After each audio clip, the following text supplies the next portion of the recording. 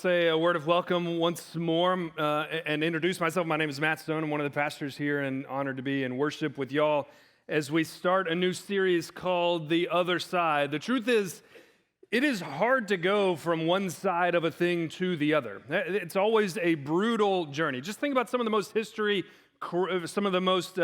famous crossings in history. 531 years ago, right? Christopher Columbus crosses the Atlantic. We know there's a lot of conversation about who was the first to cross and get into North America, but put all that aside for a minute and just remember, it doesn't matter if he was first or not. Christopher Columbus traveled 61 days on like a dinghy, 3,100 miles. That's extraordinary. I don't care if he was the first or not. That's an extraordinary crossing. That's a brutal thing to do, to cross from one side to the other. A more recent example, Lewis and Clark at the turn of the 19th century, they crossed the American continent, right? 2 years it took them, 8,000 miles. You talk about not a straight line, by the way.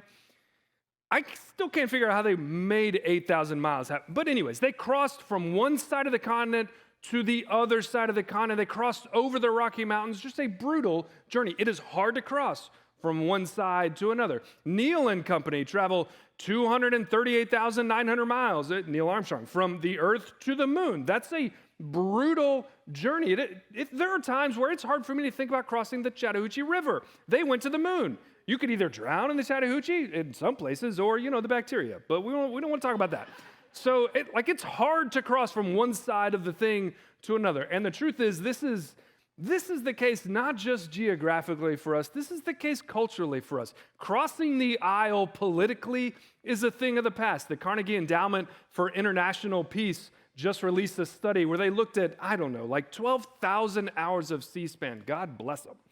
12,000 hours of C-SPAN, and they used some sort of modeling that tracked the movement of Republican and Democratic politicians literally across the aisle. And between 1970 and present day, you can see that there is less and less moving across the aisle physically as there is greater distance between the two parties. Crossing the political aisle is very much, it feels like a thing of the past, and I fear the same is true or about to be true of crossing the theological spectrum.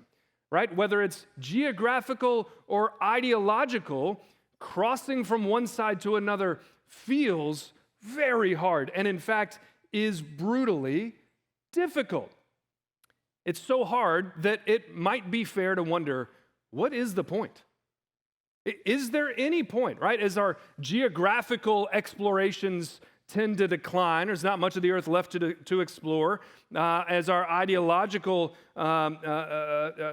distances become greater and greater, it is fair to ask, I think, whether it is worth the effort. Because to go from one side to the other, you have to chart new paths. You don't know how to get from one side to the other. You have to have the courage to actually try, not just say you're trying, but to actually try. You got to have the perseverance to overcome innumerable obstacles. You have to have the conviction that there is something on the other side of whatever the thing is that is important enough, that there's enough value to make the journey. It's fair to wonder whether there's any point. It's fair to wonder whether we should put the effort into crossing from one side of anything to the other side. But that's exactly what we see Jesus do, is cross from one side to the other. And in Mark's gospel, there is a sequence of stories that Mark includes that paints such a powerful picture of not just how Jesus goes from one side to the other, but why, perhaps even more importantly, why he goes from one side to the other side. And if we will take those stories together, which is what we're going to do for the next couple of weeks, if we will take those stories together, then they will challenge the way that we engage our families. They will challenge the way that we engage our workplaces and our neighborhoods. They will challenge deeply the way that we engage our online communities. They will challenge the way that we engage the cultural reality of this particular moment. And perhaps most exciting of all, the thing that binds those stories in Mark's gospel together is location, which means for the next several weeks, we are going to take such a deep dive into maps. There's going to be so many maps, you're not going to know what to do with it. because the location is the thing that binds these stories together and helps to paint an incredible picture of what the other side is and why Jesus cares to go over there. So I'm excited. We're going to start where all great stories do start, in the beginning. In Mark chapter 1, what we hear is that Jesus moves from Nazareth, which is in the interior of Israel, to the Sea of Galilee. And we have the Rolls Royce of maps for you today. Go ahead. We have the Rolls Royce. Are there more bells and whistles on a Rolls Royce than you'll ever need? Sure. Are you going to use them all? No, definitely not. But we're still going to, they're fun to look at. Good. Let's go ahead and see that map. I'm so excited for the map. There's the map. It moves. You guys, it moves. Does it need to move? Probably not. But is it fun for it to move? Absolutely. Are you wondering how big of a nerd he is right now? It's really big. So Jesus moves from the interior of Israel to the northern part around the Sea of Galilee, to a place that scholars have come to call the evangelical triangle, which is the intersection of Bethsaida, Chorazin, and Capernaum. Jesus ultimately settles in Capernaum as his hometown, and that's where this triangle is where a huge percentage of Jesus's ministry, his miracles, his teachings, they all take place, or so many of them take place right there. And we shouldn't wonder why they're taking place in what we call the evangelical triangle, because this northwest side of the Sea of Galilee is a very Jewish side of the Sea of Galilee. This is the right side of the tracks. If you're a first century Jew in Israel, this evangelical triangle, this is the right side of the tracks. And here's why it's the right side of the tracks for a first century Jewish man or woman.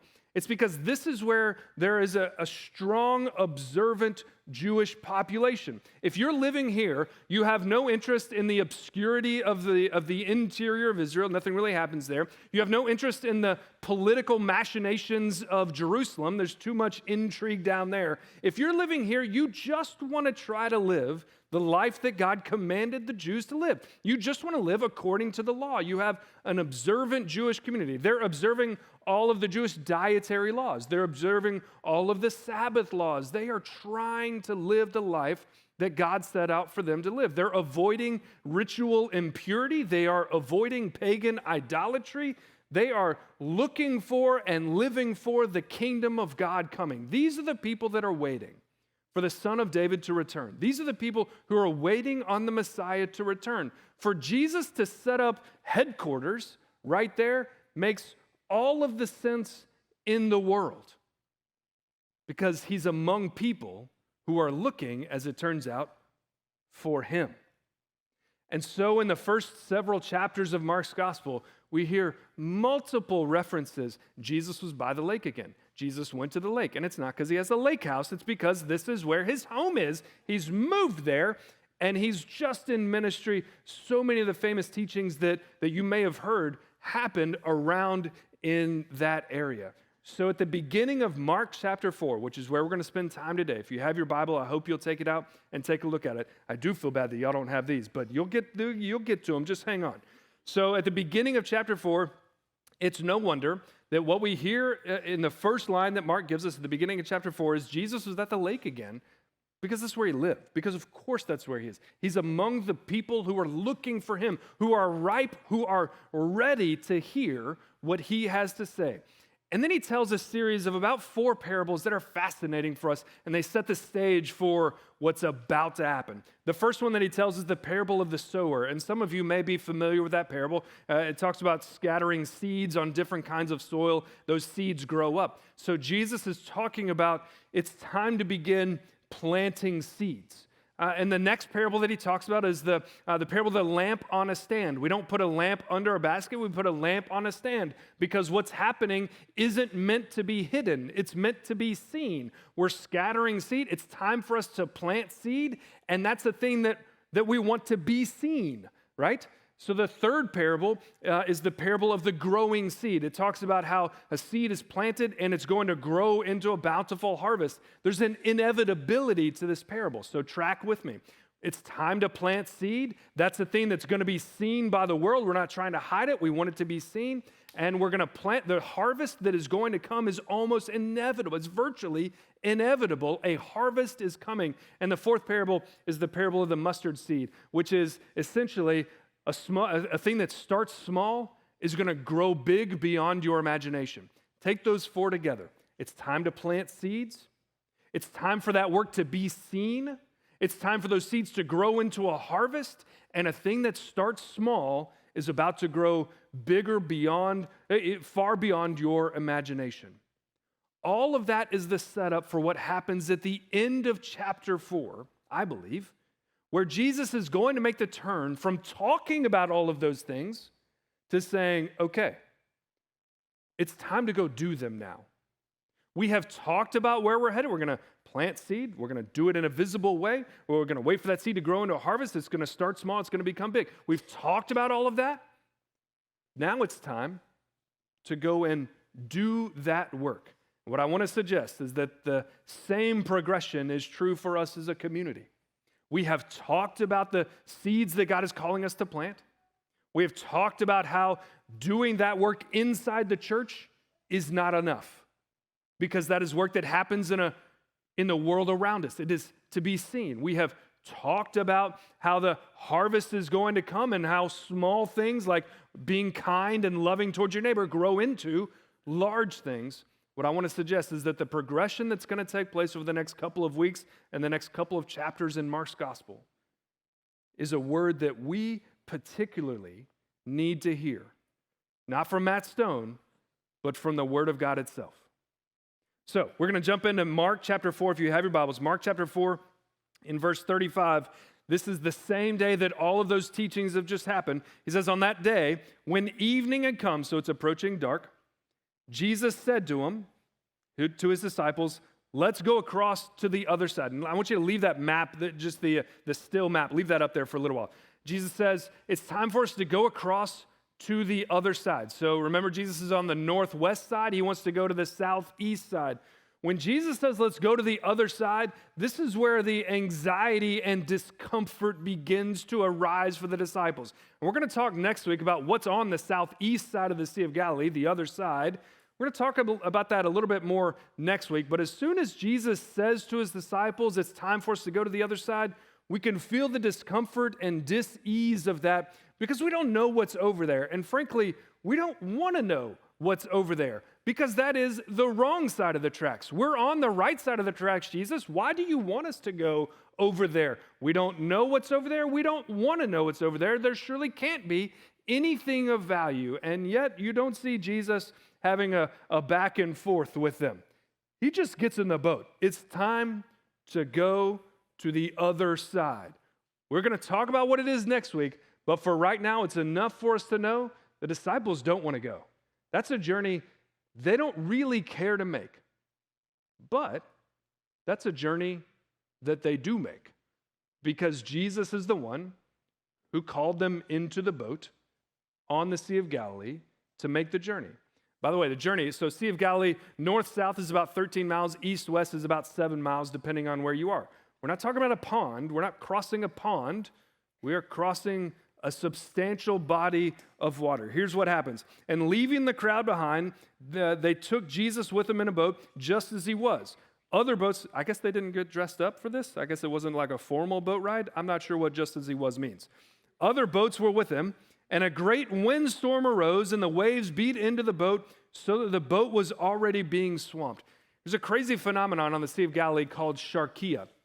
And Sharkia comes from the Arabic word for east. And here's what this phenomenon looks like. So over here, some high plateaus. They're about 1,300 feet above sea level over here. And the air up there would cool off a little bit, but the air above this, or right above the Sea of Galilee, would remain warm, right? That water keeps the air warm. You also have some air from the Mediterranean Sea coming over that's also a little bit warmer. So you have cold air up here, you have warm air right there.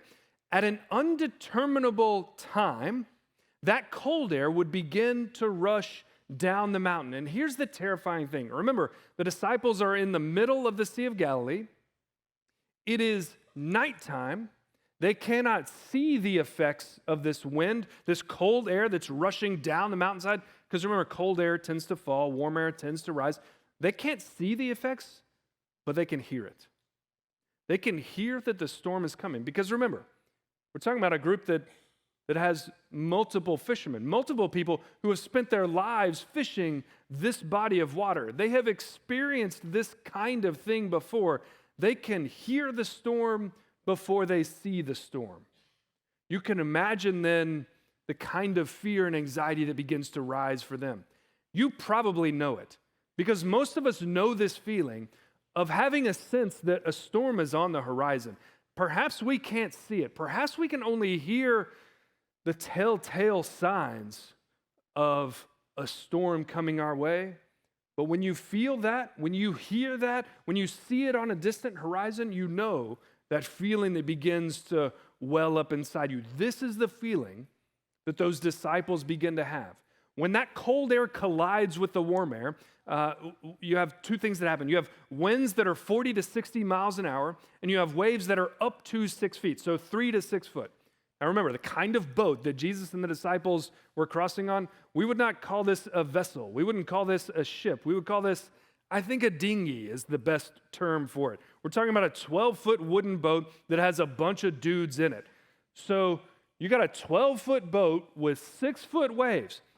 I've spent a little bit of time in boats, and I'm not totally positive of this, but the ratio of boat size to wave size is not good. This is a dangerous situation. This is the kind of thing where people lose their lives because it's so easy for a boat to be turned over in this moment. Here's the last thing that I'll say about this. Notice, remember it's called Sharkia, which means east, because the wind is coming from the east. So the wind is coming from the east, blowing this way. Jesus is over here, going this way. The wind is blowing at odds with Jesus. It should not escape our notice that there is a force trying to prevent Jesus from traveling from the right side of the tracks to the other side. There is something about this world that works against God's desire and will to reach the other side. And the question is, when those two forces come in contact with each other, who is going to win the day? Listen to how this story plays out. A great windstorm arose, the waves beat into the boat so that the boat was already being swamped. Verse 38, but when Jesus was in the stern, asleep on the cushion. I love this. It's much easier to laugh when somebody else is in the storm, but here's why I love the comedy of this. Jesus is literally asleep at the wheel. What else is in the stern? The rudder that steers you in the middle of a storm. Jesus is sleeping on it. I love that because I'm not in the boat. Jesus is sleeping. You can imagine what the disciples are thinking. Jesus, you brought us here. You made us get into the boat. We don't want to go over there, and now we're in this mess. Jesus, this is your fault. You're the one that brought us to this place. You're the one that put our lives at risk. What are you doing sleeping? That's exactly what they say. Here's what they say. Teacher, don't you care that we're perishing? Don't you care that we're dying? And that, friends, that is our question. That is the question. If you've been through anything even marginally difficult, I would wager that you have said something like that. Are you serious, God? You brought me here and now you're sleeping? You brought me here and now you're not here? Don't you care, God? Isn't this the question that we're so tempted to ask as the culture around us feels like it's disintegrating like sand falling through our hands? God, don't you care? That question is crucial for us in this season, both personally and communally. Jesus, don't you care that we're perishing? And Jesus wakes up. Listen carefully. He wakes up and rebuked the wind. That doesn't sound kind. He rebuked the wind and said to the sea, peace, be still. And I love that because when I hear the words peace, be still, The image that I have in mind is of Jesus being calm and gentle. Peace. Jesus says, pardon me, sir. Would you mind calming down just a bit? I don't know why it was an English accent. I'm reading Pride and Prejudice, and it's really getting into my head, I think. Jesus doesn't just sort of kindly and timidly say, peace, shalom, I would like to reconcile with you. Would you mind being a little stiller than you are right now? That's not the word. Those are not the words that Jesus speaks. When Jesus says the word peace, the word really means something akin to hold your peace.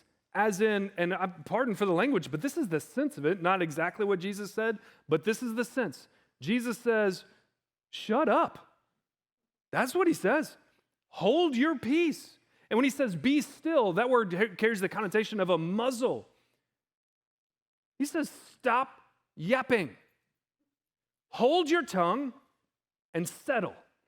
That's what Jesus says. And listen to the results of Jesus. It's so aggressive. I love that we typically have this sort of kind, gentle image of Jesus because Jesus was kind and gentle. That's not the wrong image of Jesus.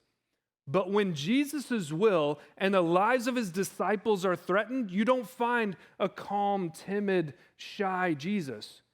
You find Jesus commanding the storm. That be still isn't an invitation. It is a command to muzzle yourself. That's what Jesus says. And listen to the results. Then the wind ceased and there was a dead calm. It wasn't a gradual decline in the size of waves. It didn't go from a 60-mile-an-hour wind to a cool, calm 40-mile-an-hour wind. It went from a raging storm to dead calm. Because when Jesus decides to enter the fight, it isn't a fight. Jesus' power and authority are such that nothing can withstand his authority. Nothing can withstand or hold up against Jesus' power. It says there was a dead calm. And the disciples, for their part, listen to what the disciples say. They said, well, Jesus says to them first, why are you afraid? Have you still no faith? Don't you know who I am? That's what Jesus says. You've been around me. Don't you know who I am? But the disciples say, we don't know. They were filled with great awe and said to one another, who is this? Who is this that even the wind and the sea obey him? What I love about this is that nothing stands in the way of Jesus when he turns his face toward the other side. No power, no force on earth can stand up to Jesus when he carries himself and his followers into the boat. When Jesus gets into the boat with his disciples, notice he doesn't prevent the storm, but when Jesus gets into the boat with his disciples, encounters that storm that tries to prevent him from reaching the other side, Jesus' response reveals his very identity. Who but God could control the wind? God is the only one capable of controlling nature. It reveals his identity and his power. You can feel that Jesus is almost in a battle with some force, we might name it next week, that is trying to keep him from reaching the other side. But there is something over there so valuable to Jesus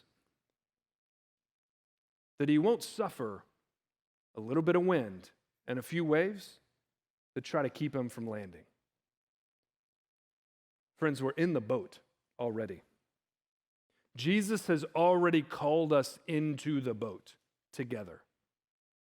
And we are not alone. Not only do we have each other, but Jesus has hopped in with us. And he calls us to go to the other side. I know, we don't know exactly what's over there yet. We're going to find out more about it next week.